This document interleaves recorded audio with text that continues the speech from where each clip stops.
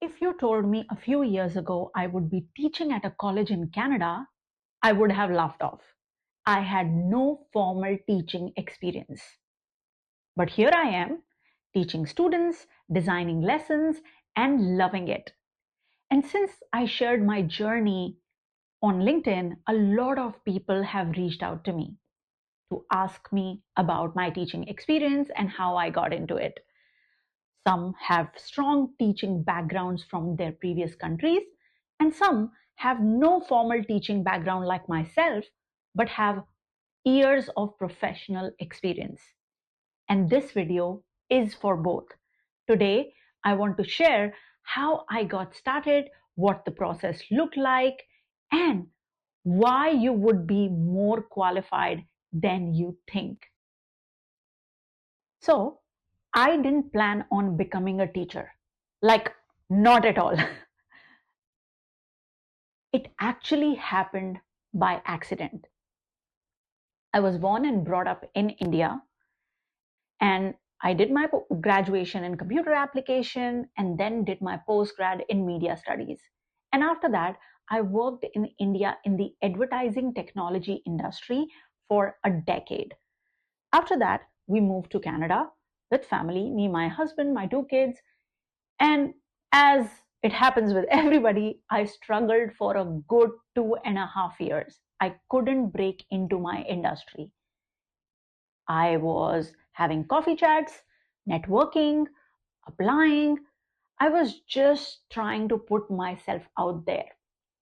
And then one fine day in 2021, I was able to break into my industry. And then somebody I knew invited me to share my story in a virtual event for students. So I went there, it was casual. I just went there online on Zoom and just shared my story, shared the struggle I had, shared how I was able to break into my industry, and all of that. What I didn't know that somebody who was attending the event was a faculty member at George Brown College. And this person, after the event, sent a message to me on LinkedIn saying, "Hey, it was great watching you speak. If you ever want to teach, let me know. I will be happy to make an introduction." And I'm thinking, teaching me, like how? Like, where is it coming from? I had no idea. Teaching, like, I had no experience at all. And I was not even considering teaching.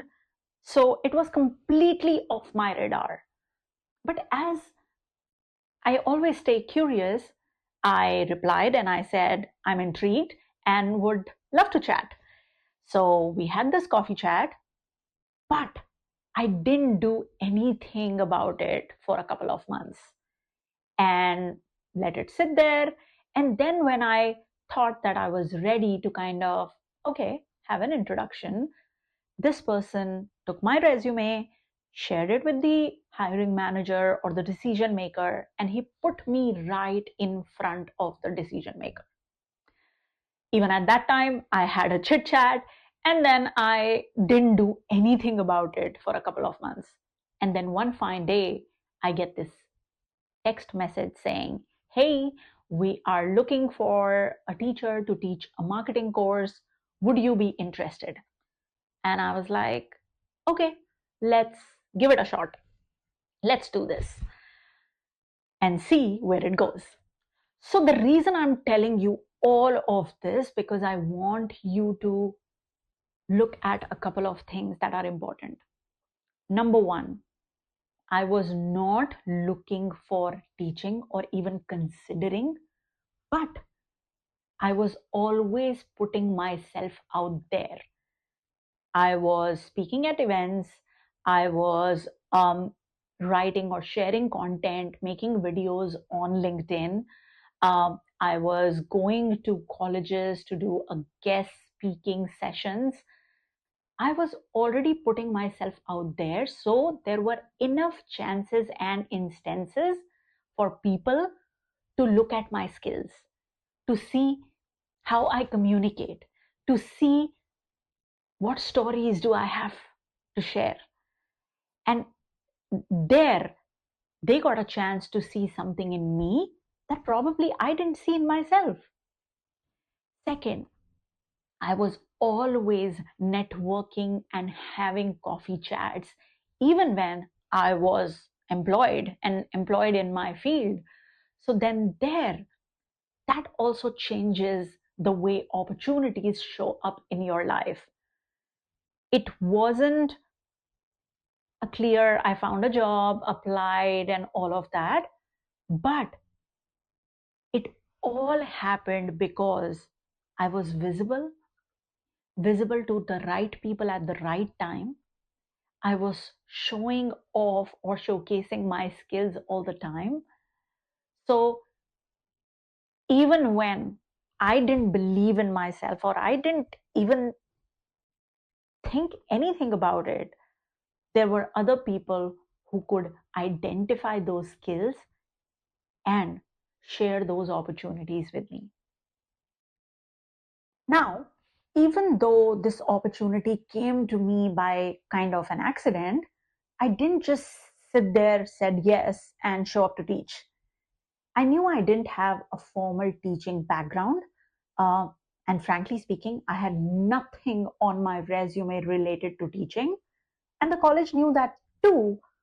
So, to begin with, the one thing that I could do was write a strong cover letter. So, I was hired at a time when there was COVID and all the classes and lectures were happening online. So, I leaned into it. In my cover letter, I spoke about two things. I spoke about how good I was with digital platforms, my understanding and my experience with learning management systems, even though it was in my job as an employee or whatever. Another thing I spoke about was uh, my sales experience and how my sales experience, where I was educating my clients and external stakeholders, kind of helped me in educating the next generation of marketeers. Apart from writing a strong cover letter, another thing that I did was I reached out to people in my network on LinkedIn, people who were teaching at various colleges. So I went ahead, probably I met with 10 to 12 different people on LinkedIn. I had a coffee chat with them. I asked them anything or everything about their teaching experience, like what skills are needed, um, what do I need to know beyond the skill set, what are the job duties like, what kind of support colleges provide, etc., etc. And I think when I look back, that was one of the best things I did because I knew nothing about teaching. And they gave me so much. I had so many blind spots, and these people helped me look at the things that I was not even considering, was not even aware about. And I knew that they kind of helped me set up for success by at least considering the overall skill set and what managing a class looks like. So, yeah. Now, let's talk about my first teaching experience. I'll be honest, it wasn't great. Coming from corporate, I was laser focused on content. I thought the highlight of teaching is what I was saying. I did a lot of research, spent weeks to create that perfect deck, made sure every slide was well thought out. And then I realized very quickly that teaching is much more than delivering that perfect content. In the very first teaching experience, I faced a lot of challenges about writing clear assignments, giving strong instructions, and more importantly, creating engaging learning spaces. But then I didn't stop there. In fact, I doubled down on it. Apart from George Brown, I also started teaching or looking for opportunities at various other online institutes. I taught a bridging program at a nonprofit. I did a digital marketing module for another nonprofit. I um, taught an entrepreneurship course. I did career, management stuff with an online tech institute. And more recently, I also started teaching at York University, where I'm teaching a customer success course. Immersing myself into adult learning changed everything for me, because then I realized what these adult learners are looking for. It's not about teaching them to pass a grade. In fact, they're coming into the classroom to understand and learn more about how to get skills that they can implement soon, whether it's social media marketing or content marketing. They're coming into the class to learn and implement the next day. Another thing that kind of made it different for me is that teaching, like sales or any other corporate job, is also about building a lot of relationships. Showing up, coming up with best content is all good, but more than that, you need to learn how to build that relationship with your students. What do you say? How do you listen to them? How do you work together to make this experience more enriching? And this experience of my understanding, me learning first about the priorities and the objectives of the learners, was much more enriching. And that's what I love the most. So earlier this year, I started teaching at York University. I teach a customer success management course to adult learners. And I thought it might be helpful for you guys to walk you through the whole interview process I had at the York University. It was a very pretty straightforward thing. I came across a post by the hiring manager on LinkedIn about this position, and I went on to their website. I applied to the role. Immediately after applying, I sent a personalized message to the hiring manager mentioning that I applied to the role and this is why I believe I'm a great fit. After a while, I got the first interview call. This was a more chit chat, informal session where they were trying to understand my experience. They explained a bit about the role, the schedule, and everything. Immediately after the first round, I was moved to the second round, which was a more formal um, session of around 45 minutes with the program coordinator and another person. This 45-minute had a 15-minute demo class uh, section where I had to prepare a deck. They gave me a couple of topics. I had to pick one topic and prepare a deck on that. And I had to, in my interview, do a demo session as if I am teaching them and they are my students. So it's not just your subject matter expertise that they lean into, but they are more curious to see how you manage a class, how you teach, how you explain things, how you engage with students, all of that. After the first 15 minutes, which was a demo session, they get into a Q&A session where they ask all sorts of different questions. And most of the time, these questions are more behavioral or hypothetical, less about your industry experience and more about your teaching experience or understanding. So the kind of hypothetical questions that came my way were: tell us about a time you had to set expectations with students. Tell us about a time where a student was struggling and you had to help them out. What kind of activities would you do to engage students?